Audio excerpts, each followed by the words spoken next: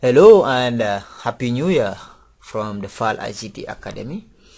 In today's tutorial, we are going to look at how to create a virtual hard drive. Now, a virtual hard drive acts like a physical hard drive. You can use it to install an operating system. You can use it to install applications. You can also use it to store data. And if you create a virtual hard drive, you will be able to move it from one computer to another. Now, you can create a virtual hard drive in Windows 7, Windows 8, and also in Windows 10. Now, to create a virtual hard drive, first we go to the Start menu here, and then we right click on computer and then click Manage. So we need to access the disk management console here. So we click on disk management. Now, as you can see, at this moment I'm having only one hard drive in my computer. So instead of creating another partition for this hard drive, I can just simply create a virtual hard drive. So the virtual hard drive, I'm just going to save it inside a folder in the computer, so that I will be able to move it from one computer to another. So first, what I'm going to do is I am going to create a folder. Now let me just create a folder inside my documents here. So I'm going to just save it as VAD, and from there I will go to the action menu here and then click create VAD. Now here I can browse the location, so I'm going to target that folder. So I will open that folder here and then I can give it a name.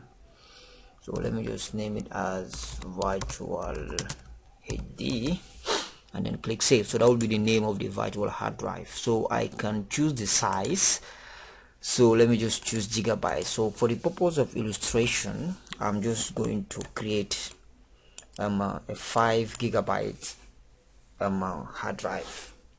So you have two options here, that is dynamically expanding or fixed size. So if I want it to be a dynamic hard drive, so that the more you add files, the more it expands, then I have to choose this option. But if I want it to be a fixed disk, then I choose this one. So I'm going to leave it to fixed disk, and then from there I will click OK.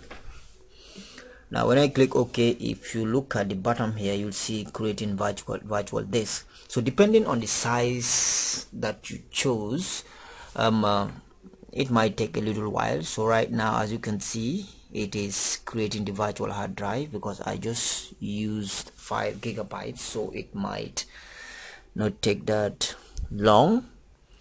So let's wait a while for the disk management console to create our virtual hard drive. So when we have this virtual hard drive, we will be able to, treat it just like a physical hard drive.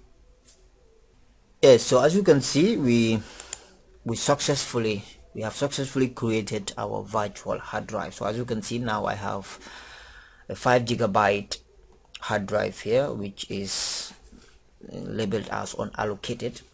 So what I need to do now, I will go to this place here where you have disk 1. So I right click on it and then I say Initialize Disk, and then as you can see, it says you must initialize the disk before the logical disk manager can access it. So just leave it to the default, which is MBR master boot record, and then click OK.